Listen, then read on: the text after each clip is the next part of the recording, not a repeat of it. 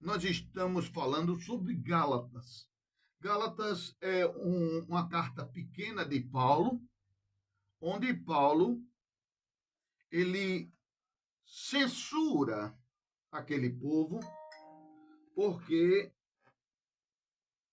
eles foram influenciados em pouco tempo por outras doutrinas ou por alterações da palavra de Deus e se contaminaram desta forma, né? Ou seja, como o Paulo ficou perplexo, como vocês já estão totalmente caminhando por outro caminho além daquilo que é a palavra de Deus. Vocês estão desnorteando o caminho da palavra de Deus. Isto é grave, disse Paulo. Então, Paulo, ele mencionou que nós todos, né, somos separados por Cristo, por Deus, desde antes do nascimento. Porque você veja que Paulo teve uma trajetória muito perseguidora do cristianismo, das pessoas que queriam seguir a Jesus. Mas Deus já tinha separado Paulo para ele ser um instrumento da obra de Deus. Quem diria isso? Quem acreditaria nisso? Né? Um cara que mandava matar, prender, perseguir de toda forma aquele povo que seguia Jesus, como é que pode ele? Mas nós somos separados por Deus, como disse Paulo, desde o nascimento. Está em 1 Gálatas, capítulo 1, versículo 15. Ele diz: já estava separado desde o nascimento. E Paulo censurava com aquela perplexidade que o povo de Gálatas tinha desviado o caminho de Deus, a palavra de Deus, recebendo influência das outras pessoas. E aquelas outras pessoas, ele diz o seguinte: aqueles que parecem ser de maior influência, quais tenham sido outrora, não me interessa. Não me interessa. Quer dizer, existia aquelas pessoas, não tem os grupinhos de colégios, os grupinhos de trabalho, os grupinhos da faculdade, alguns são líderes, alguns influenciam outras pessoas, alguns têm mais dinheiro e influenciam aqueles que fazem parte daquela, vamos dizer assim, daquela manada, daquele grupinho. Então, Paulo disse que ele se influenciava antigamente e que muitas pessoas ali de Gálatas estavam sendo influenciadas por pessoas que não seguiam a palavra, que não seguiam a palavra, né? Ele disse o seguinte, que o próprio Deus, ele não observa você pela aparência dos homens, né? Se você está bem vestido, você chega com um carro maravilhoso num shopping, para ali o carro maravilhoso, na entrada de acesso ao shopping. Então o povo começa a olhar para você como alguma pessoa diferente. Olha, ele tem um carro maravilhoso, deve ser uma pessoa muito rica, muito importante. Deus não vê nada disso, é como Paulo disse, não me interesso por nada disso, porque Deus não observa você pela aparência. Isso nada significa para Deus.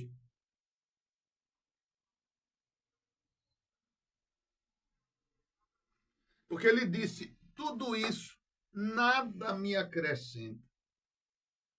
Nós do mundo, entre aspas, não é que o Paulo não fosse do mundo, né? Mas eu digo, nós do tempo de hoje, a gente observa isso. nós somos julgados muitas vezes pelo que você tem. As pessoas tratam diferente pelo que você tem. Eu me lembro quando eu começava a atuar como médico, meu pai montou um consultório para mim. Eu pouco tempo depois de formado, depois que voltei da minha residência. E montou um consultório muito chique. Eu trabalhava com aquela gravata, jaleco, um consultório bem alinhado. Chegaram algumas senhoras da sociedade para que eu as atendesse. E chegou também entre aquelas senhoras da sociedade uma humilde senhora com uma sacola, aquelas bolsas de mercado de palha. E dentro da bolsa, ela tinha uma galinha ali, só a cabeça da galinha para fora, daquela cesta de mercado. Não sei se você conhece. Eu atendi aquelas senhoras que chegaram primeiro, as senhoras de boa apresentação e pessoas da sociedade, não porque elas estavam nessas condições, mas porque elas chegaram primeiro. E depois atendi, quando chegou a vez dessa senhora da sacola com a galinha dentro. Ela entrou na minha sala, eu atendi tão bem a esta senhora humilde como atendi as senhoras da alta sociedade. Alguns colegas, se tivessem observado a diferença de padrão social entre aquelas senhoras muito ricas e essa tão humilde com sandália havaiana, sacola com a galinha, certamente eles iam ficar até constrangidos, porque era um padrão diferente do que ele queria atender tão somente no seu consultório. Mas eu não tive isso. Atendi todos muito bem. E em casa eu conversei com minha esposa sobre esta situação. Eu disse que eu atendi como todos atendo, tratando bem as senhoras da sociedade. E atendi tão bem ou até melhor aquela senhora humilde da sacola da galinha. Porque o rico, quanto mais rico ele é, melhor ele é tratado na sociedade. Os locais, de modo geral, tratam bem. As pessoas bajulam. Eles não enfrentam filas. Eles não enfrentam previdência. Tudo é tranquilo, tudo se resolve de uma forma mais confortável para o rico. E eu dizendo para minha esposa, eu disse, aquela senhora humilde da sacola da galinha, essa daí, por eu ter atendido ela tão bem, certamente no dia dela, ela sentiu ali tão, vamos dizer, prestigiada, porque fora bem acolhida no consultório do doutor. E aquelas outras senhoras até divulgam, poxa, eu gostei da consulta do doutor Edson. Ele me atendeu bem, ele deu a resolução dos meus problemas. Mas aquela senhora da Bolsa da Galinha, por onde ela for, ela vai enaltecer o nome do doutor Edson. Porque ela foi bem tratada, ela teve a resolução dos problemas, a consulta foi a contento e, sobretudo, ela foi tratada com toda a consideração, que ela não é acostumada lá fora. Você entende? Então, para ela, aquilo ali é um diferencial imenso, imenso, imenso. Então, a gente tem que entender isso não para também ter resultado de galardão financeiro. Ela vai me indicar para 10, 20 pessoas. Não, porque o nosso papel é assim. Nós devemos não nos julgar nada. Porque quando a gente se acha tão importante, na realidade não somos nada. A nossa vida é um sopro. A luz de uma vela está acesa. Um sopro apaga e não tem mais aquela luz. Bem assim as nossas vidas. Nós temos a finitude da nossa existência. E ninguém sabe quando será. Todos os momentos da nossa vida nós devemos aproveitar para sempre servir. Faça o bem, sempre faça o bem a quantos você puder, principalmente aos nossos irmãos na fé, mas a todas as pessoas devemos servir. Isso diz a palavra em Gálatas que a gente está falando. E ele continua falando. Você que tem, por exemplo, ele está falando aqui, que se você é judeu, viva como sendo judeu. Então, por exemplo, na realidade, isso tudo que eu estou falando é na censura que Paulo fez ao povo ali de Gálatas, que eles já, judeus, mas se reuniam ali nas rodas dos escarnecedores, entre os gentios que não seguem a palavra de Deus. Então, quando Paulo chegou, o povo ali, que era judeu, começou a se esquivar, se dissimulando. Ou seja, eu não vou me apresentar para o Paulo não saber que eu estou me portando de uma forma não condizente com quem segue ao Senhor Jesus. E Paulo censurou. Vocês não têm que se comportar apenas quando eu estou aqui com vocês. Vocês têm que ter uma retidão do seu proceder, estando eu aqui ou não. Porque quem está com você é o Espírito Santo de Deus. Então você não pode estar sendo censurado, devemos ter uma vida irrepreensível diante do Senhor. Bem assim a gente nota nas igrejas, no meio entre os irmãos ali na nave da igreja, no culto, nos congressos, todo mundo ali é santinho. Quando sai dali, pelo amor de Deus. Então, isso aí é o que Paulo censurava. Nós temos que ser verdadeiramente seguidor de Cristo aonde nós estivermos. Aonde nós estivermos. Com quem nós estivermos. Não diz com as pessoas boazinhas para vocês. As pessoas não, vamos dizer, não são, de modo geral, aquelas que agem da forma que você quer. Muitas vezes as perseguições, e a gente tem que estar firmado no Senhor.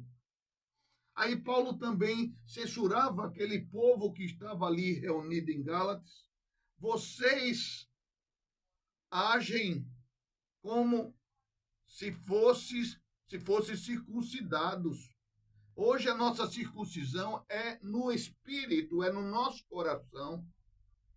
Vocês agem para agradar aquelas outras pessoas, ao invés de seguir a Cristo.